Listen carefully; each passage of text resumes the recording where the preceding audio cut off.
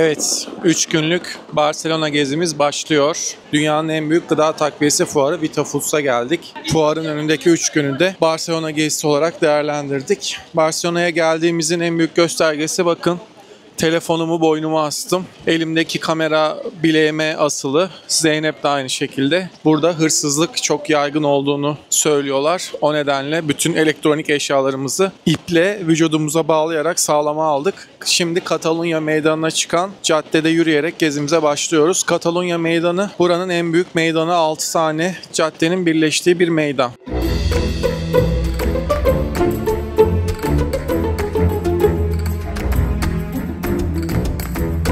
Şimdi az Amerikan ve İspanyol dizisi izlememiş olduğumuzdan dolayı arkadaki senaryoyu biliyorum dizilerden. Şimdi orada gördüğünüz arkasında duvak takılı olanlar bekarlığa veda partisi yapan, muhtemelen yakında düğün olacak olan kızlar. Pembe tişörtlü olanlar da onların arkadaşları. O etkinliklere striptizci çağırma gibi bir gelenek de var aslında.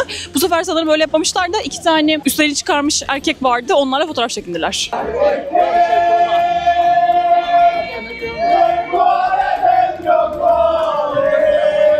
Katalonya Meydanı'ndan aşağıya doğru ağaçlarla dolu gölge ve ünlü alışveriş markalarının olduğu cadde La Rambla olarak geçiyor. Burası kurumuş bir dere yatağıymış. Raml kelimesi Arapçada da kum anlamına geliyormuş. Buranın ismi aslında Arapçadan geliyor. Bu çeşmeden de su içenin bir daha Barcelona'ya geleceğine inanılıyor.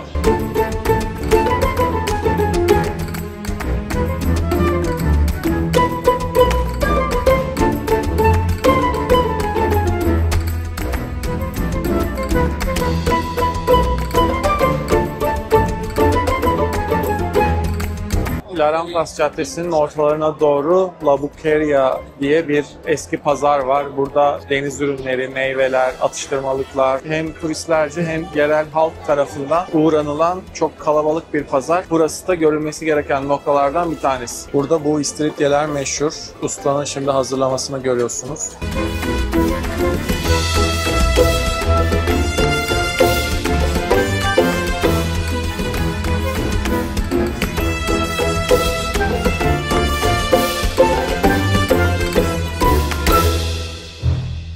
La Rambla Caddesi'nin sonu hem sahile hem de büyük bir Kristof Kolomb heykeline çıkıyor. Bu heykelin parmağının ucunun hep Amerika'yı gösterdiği düşünülse de aslında Cezayir'i gösteriyormuş. 60 metre yüksekliğindeki bu heykel aynı zamanda içerisinde bir asansör barındırıyor ve yukarısında da gözetleme kulesi bulunuyor.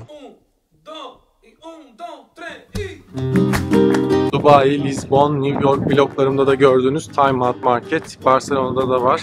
Hep şehrin en güzel yerlerine kurulan bu ortak yemek alanı, özel lezzetleri alıp orta alanda yiyebileceğiniz bir konsept. Barcelona şubesinde bu sayede görmüş olduk. İspanya'da soğuk kahve siparişi verdiğinizde size bir buz bardak veriliyor ve sipariş ettiğiniz kahve normal size geliyor. Buz suyuna dökerek o soğuk buz kalmaya çalışıyorsunuz. Bu olay latte'de birazcık daha mantıklı olabilir ama Amerika'da da sonuçta sıcak su konmuş bir şeyi bu sefer tekrar buzun üstüne dökeceğiz. Yani espresso değil. Ice American bir olsaydı sadece espresso sıcak olacaktı. Normal zero etkili olacaktı. O yüzden birazcık istediğiniz kadar soğuk olmuyor bence. Bunu kullanıyorlar biliyor musun? Dökmeyi tam sağlamak için.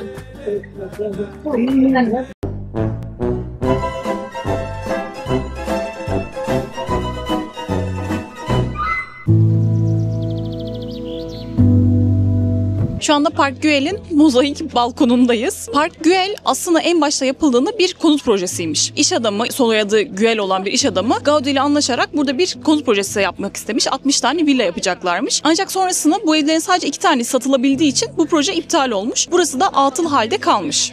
Hem o iş adamının hem de Gaudi'nin ölümünden daha sonra Barcelona Kent Konseyi bu alanın park olarak değerlendirilmesine karar vermiş. Çünkü Gaudi aslında bu 2 evin dışında da alanın tamamını bu park olarak değerlendirerek buranın zaten mizampajını yapmış. Bu konut projesi başarılı olsaydı şu anda gezecek böyle bir parkımız olmayacaktı. Gaudi'nin temel tarzı doğadan ilham alması. Örneğin şu kolonlar sanki bir ağaç kabuğunu andırıyor. Hiçbir yerde düz bir çizgi, düz bir tasarım kullanmıyor. Hep doğa gibi renkli ve asimetrik bir şekilde tasarımlarını yapıyor.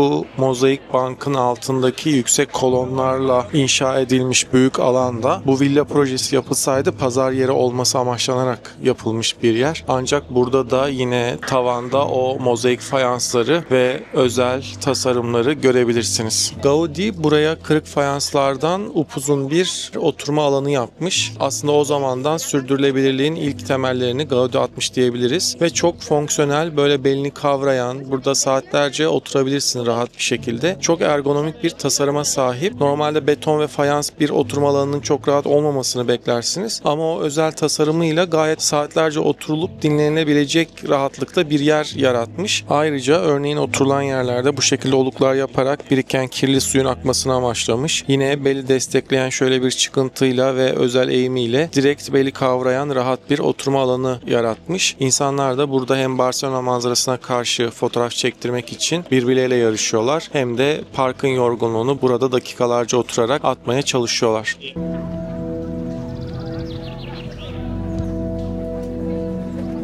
Arkamızda gördüğünüz bu asimetrik yapı Bugadera Köprüsü olarak biliniyor. Aslında Bugadera sanırım temizlikçi kadın, çamaşırcı kadın gibi anlamı var. Bu ilk sütunda gördüğünüz kadın heykelinden dolayı bu isim verilmiş. Bu Semender Katalanya'da ünlü bir figür. Bunun Katalanya'nın koruyucusu Aziz Jordi'nin simgesi olduğuna inanılıyor. Buraya bir ejderha saldırısı olduğunda Aziz Jordi ejderhayı öldürmüş ve bu ateşle savaştığı için bu Semender onu temsilen birçok yerde ikon olarak kullanılmakta. Yılan da bir başka Katalan sembolü.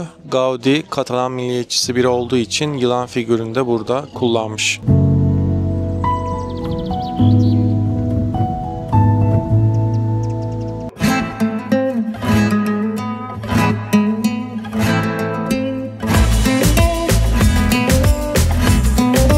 Şu anda El Nacional isimli restorandayız. Aslında burası tek bir restorandan oluşmuyor. Küçük küçük birkaç tane restoranın birleşimi gibi düşünebilirsiniz. Çünkü ortada bir tane bar alanı. Onun yanında da 7-8 tane farklı mutfaklara ait restoranlar var. Biz La Tapera'ya geldik. Burada tapasları meşhur. Böyle masamıza tek tek tapaslar söyledik. Bu ballı bir enginar cipsi. Bu patatas bravas isminde aslında böyle patatesi küp küp yaptıktan sonra pişirdikleri bir, normalde hep tercih ettikleri bir tapas modeli. Bu da king karides. Paella İspanyolların meşhur yemeği ve pirinçle yapılan bir yemek. Genellikle deniz mahsulü olan tercih ediliyor. Bunun sebzeli ya da balıklı başka versiyonları da var ama genellikle böyle olarak yeniliyor. Biz de ilk defa deneyeceğiz.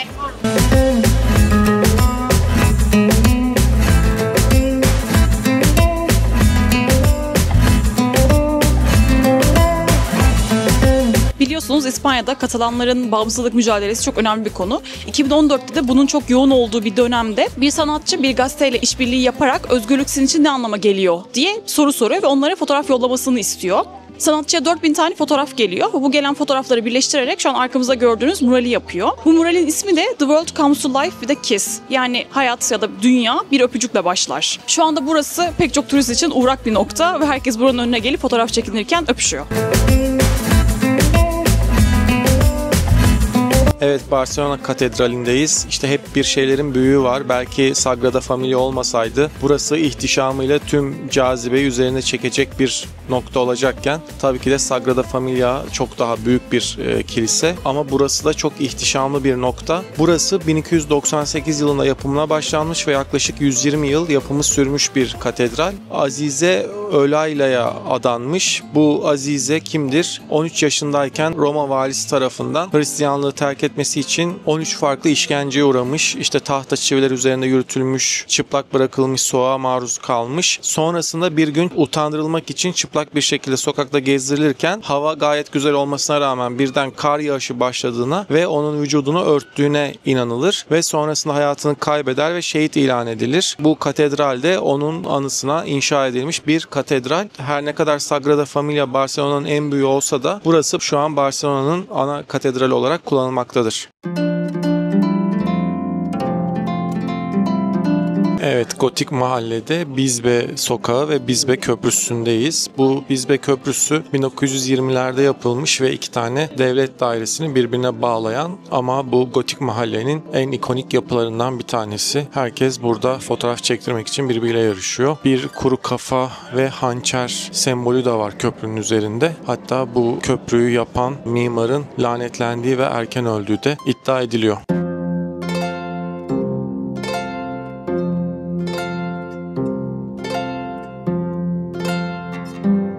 Barcelona Kilisesi'ne yakın bir yerde. Böyle bir sanki çıkmaz sokaktan girilen bir yer gibi bir meydan var. Saint Philip Meydanı. Buranın dramatik bir özelliği de var. Şu arkamda gördüğünüz duvardaki delikler 1938'de İspanya İç Savaşı zamanında buraya bir bombalı saldırı düzenleniyor ve burada 44 kişi vefat ediyor ve bunların çoğu da çocuk ve hala bu duvarda bombaların izlerini görebiliyorsunuz. Bu meydanda Saint Philip Kilisesi, Aziz Filip'e ithaf edilen bir kilise içeriyor ve aynı zamanda bu olayı hatırlatan bir meydan olarak şu an ziyaret noktalarından bir tanesi.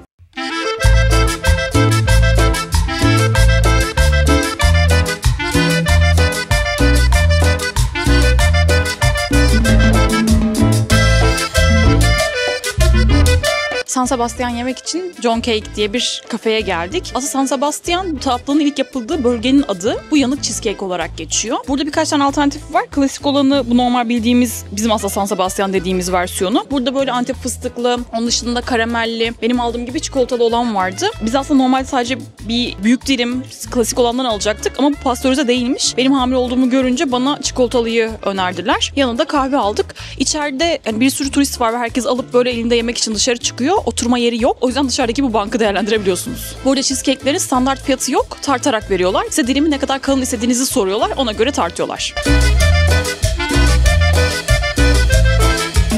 Evet, Gotik Mahallenin yan tarafında Elborn Mahallesi bulunuyor. Burada böyle ağaçlarla dolu bir bulvar, etrafında kafelerin olduğu ve arkasında Picasso Müzesi ve Santa Maria Bazilikası'nın da olduğu bir meydana çıkıyor. Bu Elborn bölgesini de ziyaret planınıza dahil edebilirsiniz.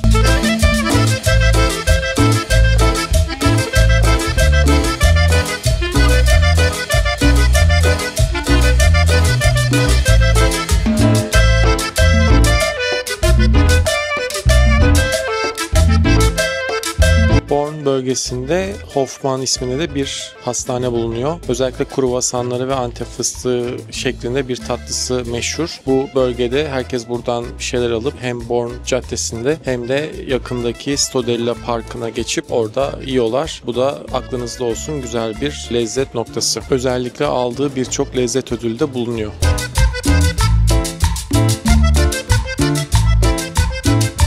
Elborn bölgesinde bir de tarihi bir hatıra müzesi bulunuyor. Burası aslında önceden 1876'da kapalı bir pazar yeri olarak inşa edilmiş. Sonrasında 2002 yılında burayı kütüphane yapmaya karar vermişler. Ancak bir kazıyorlar ki yerin altından tarihi kalıntılar çıkıyor. Burası 1714 yılında Borbonlarla Katalanların savaşında, yani şimdiki İspanya Krallığı'nın ataları Borbonlar, Katalanlar kaybettiğinde, yani Barcelona düştüğünde bu mahalleyi yerle bir etmişler. O yerle bir olmuş mahallenin kalıntıları da işte bu pazar yerinin altından çıkmış. Günümüzde hala burası bir arkeolojik kazı alanı olarak devam ediyor. Aşağıda çalışan insanları görebiliyorsunuz. Yukarıdan da turistler bu çalışmayı izleyebiliyorlar.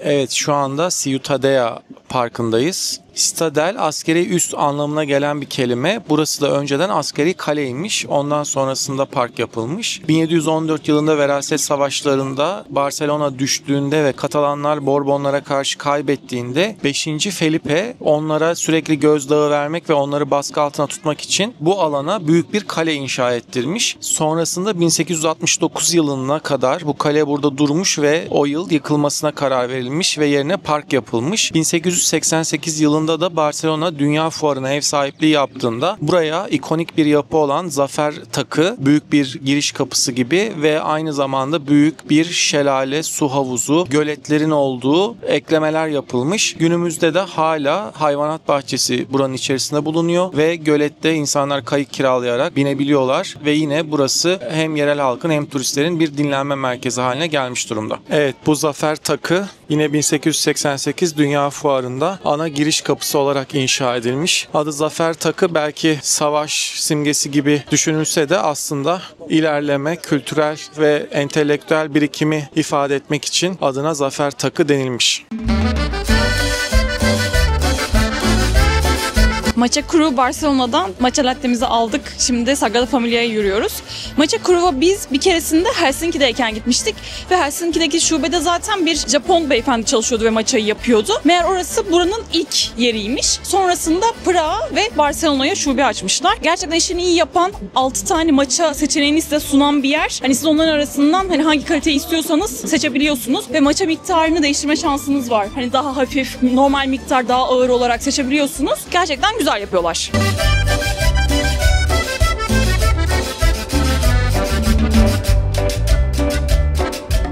Evet, bırakın Barcelona'nın ve İspanya'nın, bence dünyanın en ihtişamlı yapılarından bir tanesi Sagrada Familia'dayız. Burası 1882 yılında yapımına başlanmış ve 140 yılı geçmesine rağmen hala inşaatı devam eden bir ibadethane. 1882'de sıradan bir mimarla yola çıkılmış ama 1883'te Gaudi'nin devreye girmesiyle olay bambaşka bir boyuta gitmiş. Gaudi'nin çizgileri doğadan ilham alan, kesinlikle düzenli, düzgün çizgiler olmayan, doğadaki gibi rastlantısal bir ağacın dalları, yaprakları gibi çizgilerden oluşuyor. Burada da aynı şekilde hem kullandığı vitraylarla içerisi bir renk cümbüşü, aynı doğada olduğu gibi, hem de kolonların şekli, ağ yapısı sanki bir ağacın dalları gibi çok ihtişamlı bir yapı yaratmış ve hayatının son 40 yılı tamamen buranın inşaatına adanarak, burada yaşayarak geçmiş. Ancak bir gün yolda tramvayın altında kalarak hayatını kaybediyor. O kadar bu inşaatla uğraştığı için saç sakal birbirine karışmış bir şekilde hastanede rastgele birisi onun Gaudi olduğunu anlıyor ve şu an mezarı da Sagrada Familia'nın altında bulunuyor. Sonrasında Gaudi öldükten sonra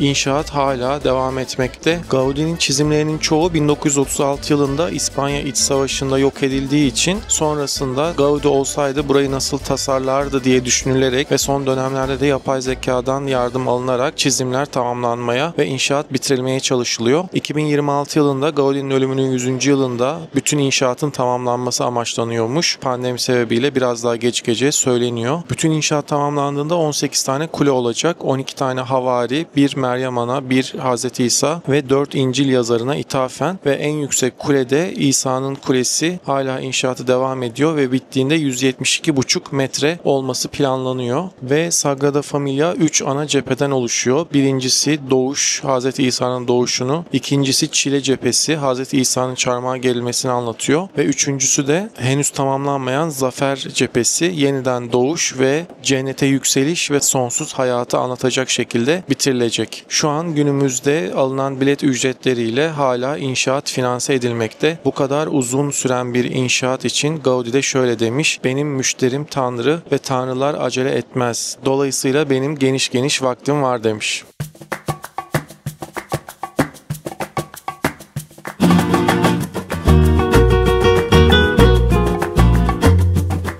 Şimdi biz Passion Kulesi'ne çıktık. Buraya asansörle çıkıyorsunuz 65 metre yüksekliğinde. Çıktığınızda küçük bir alandan manzarayı izledikten sonra hemen geri inişe geçiyor. Ama inerken bu dar koridorda inmeniz gerekiyor. Katedrale geldikten sonra Passion Tower'a çıkmak isterseniz asansörle sizi şu 10 noktasından 11'e kadar çıkartıyor. Sonrasında biraz merdivenle kendiniz çıkıyorsunuz. Şu kısma geliyorsunuz. Oradan sonra inişe başlıyor.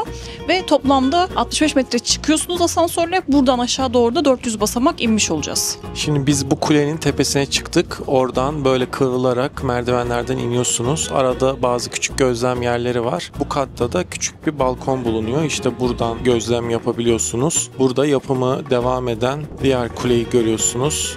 Ve diğer tarafta da Barcelona manzarası, deniz sizleri karşılıyor. Şimdi telefona buranın uygulamasını indirdiğinizde sanal gerçeklikle tuttuğunuz yerin hangi kule olduğunu görebiliyorsunuz. Bu 12. gözlem noktasında bu aklınızda olsun.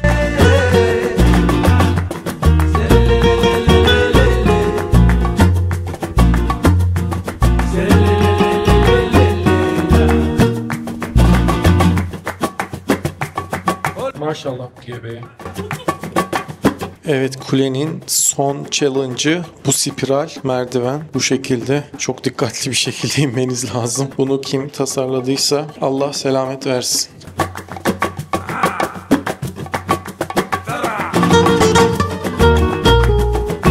Bu Bu yürüyen merdivende klasik bir TikTok şeyi var. Buradan böyle çıkıyorsun ve arkanda direkt Sagrada Familia'yı görüyorsun. Ama Barcelona Belediyesi merdiveni çalıştıramamış. Bütün video hevesimiz kursağımızda kaldı. Excuse me, are you in pain? No, I'm not in pain. I'm in Spain.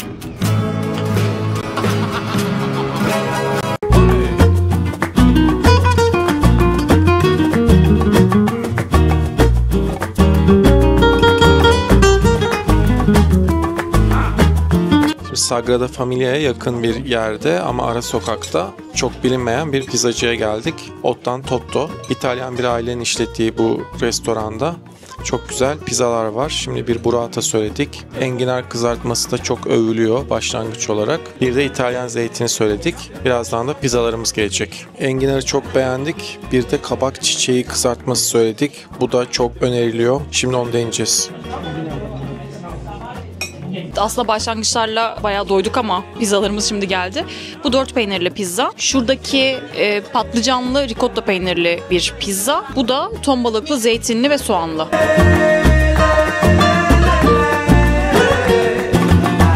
Merhaba. Bugün sabah kahvaltısını Lillo Brunch'ta yapıyoruz. Lillo Brunch'ın Madrid'de bir şubesi, Barcelona'da 2 tane şubesi var. Bizim otele yakın olan bir tane şubesine geldik biz şimdi. Burada böyle latteler ayıcıklı bir bardakla geliyor. O yüzden herkesin popüler bir zevki. Herkes bununla genelde bir latte söylüyor. Yemek olarak çok farklı yumurta seçenekleri var. Exciting denen bir tabağı genelde çok tercih ediliyor. Geldiğinizde aklınızda olsun 3 tane poşe yumurta var içerisinde. Konsept ayıcıklı olduğu için masalarda böyle büyük ayıcıkları görebiliyorsunuz. Diğer masalarda da yine aynı şekilde var. Fotoğraf çekinebiliyorsunuz. Ondan sonra salak dedim ona. Kalk kendini sil. Salak dedim. O da dedi lafını geri al. Ben de dedim lafımı geri almayacağım. O dedi alacaksın. Almayacaksın. Alacaksın. Almayacaksın. Bu avokadolu poşe yumurtalı bir avokado tost söyledik. Bu da onların çikolatalı banana breadleri. Ben bu ikisini tercih ettim. Mustafa için de yine zencefilli ve naneli bir limonata aldık.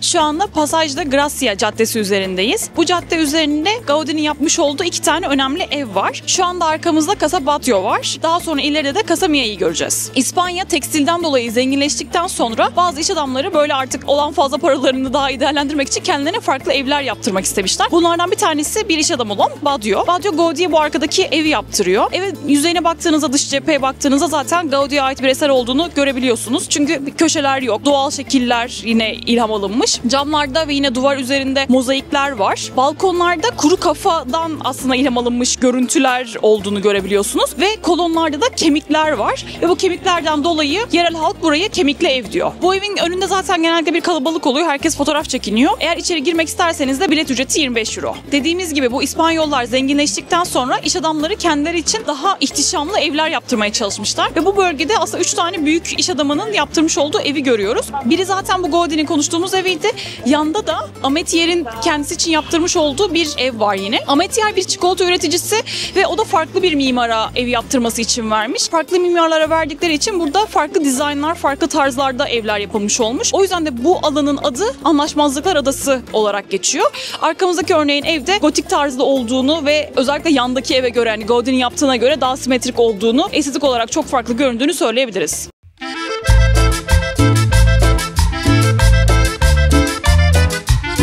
Bu sefer de arkamızda Mia'ların evini, Casa Mia'yı görüyoruz. Mia çifti kendisine yine bu zenginleştikten sonra güzel bir ev yaptırmak istemiş. Bunun için Gaudi ile anlaşmışlar. Ancak Gaudi bu ev için yaptıkları ilk planın birazcık dışına çıkmış ve maliyeti gittikçe arttırmış. Bu maliyet artışlarından bir tanesi de üstte bir Meryem Ana heykeli koymak istemesinden kaynaklanıyor. Gaudi bildiğiniz gibi dini değerleriyle ön plana çıkan bir isim. O yüzden de burası için böyle gösterişli bir Meryem Ana heykeli yapmak istemiş. Ancak işte bu heykeli koyacaksın, koymayacaksın tartışmaları devam ederken hem ev sahibiyle anlaşamamışlar hem de o dönemdeki laik tartışmalar sebebiyle buraya konulursa çok fazla bir soruna yol açabileceği düşünülmüş. En sonunda buraya Meryem Ana heykeli konulamamış. Arkamızdaki yapı yine Gaudi'nin olduğu için köşeleri yok ve katlar arasında deniz dalgalarını andıran geçişler görebiliyorsunuz. Yine arkada gözüken o gri yapıları da aslında yosuna benzetiyor insanlar. Ve burası bir taş ocağına da benzetildiği için halk arasında taş ocağı olarak biliniyor.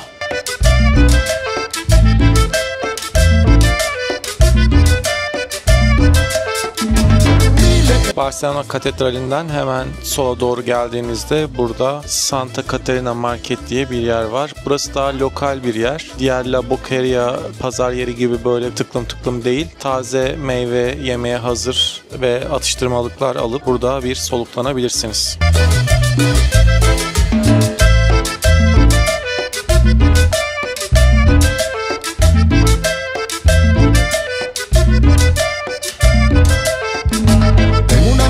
Que siempre me habla bonito, pero ya no puedo verla este mes.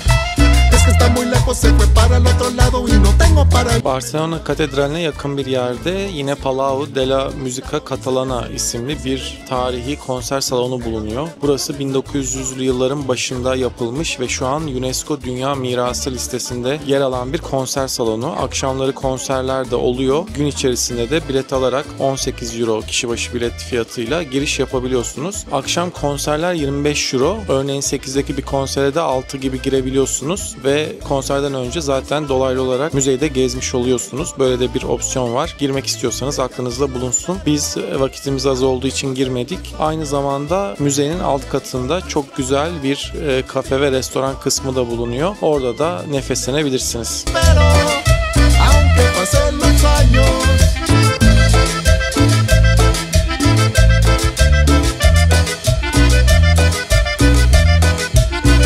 Şimdi Plaza Real Meydanı'nda Tarantos isminde bir yere geldik flamenco izlemeye. Flamenco İspanya'nın özellikle Endülüs'ten kalma, Endülüs bölgesindeki çingenelerin ortaya çıkardığı bir dans türü. Şimdi keyifli bir flamenco izlemeyi planlıyoruz. Burada biletler 25 euro, saatte bir gösteri oluyor. Biz de Plaza Real bölgesine keyifli bir akşam yemeğinden sonra akşam 20-30 seansına geldik.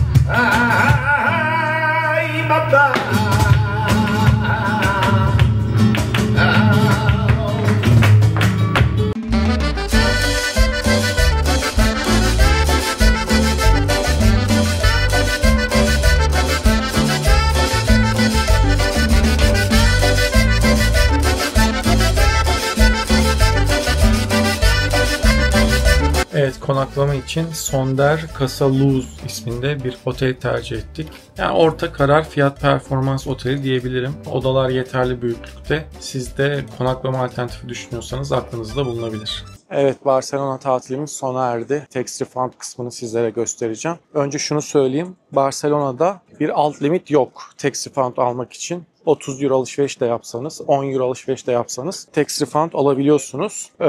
Otomatik olarak eğer Global Blue hesabınız varsa pasaportunuzda işlendiğinde direkt uygulamada görünüyor. Burada da büyük ihtimalle son bir adımı tamamlayacağız. Gümrük stamp needed yazıyor uygulamada ama çoğunlukla pahalı olmayan ürünlerde gümrük memurunu görmeye gerek olmuyor. Direkt buradaki Global Blue makinesinden işlemi tamamlıyorsunuz. Şimdi hep birlikte bakacağız. Şimdi Barcelona bizi en çok zorlayan yerlerden biri oldu tax refund konusunda. Normalde şurada otomatik makineler var. Sağ tarafında gördüğünüz yer iki kısım. Bir gümrük memurları var, bir de otomatik gümrük makineleri var devletin. Biz oraya gidip bir formumuzu okuttuğunda otomatik olarak zaten 4 tane almamız gereken form vardı. Hepsi otomatik çıktı. Ancak bire uyarı verdi. Memuru görmeniz gerekiyor diye. Memur da taktı kafayı, illa ürünlerinizi göreceğim diye. Biz de bagajı vermiştik. Aslında bagajı vermeden gelmek en güzeli. İşte ayakkabılar ayağımızdaydı, onu gösterdik. Çanta Zeynep'in sırtındaydı, o çantasını gösterdi. Ama illa başka bir şeye takıldı, bunları göreceğim. Yalvar yakar ama kabul ettiremedik. Yani aklınızda olsun, bagajınızı vermeden önce bu ofise uğrayın, sonradan mağdur olmayın.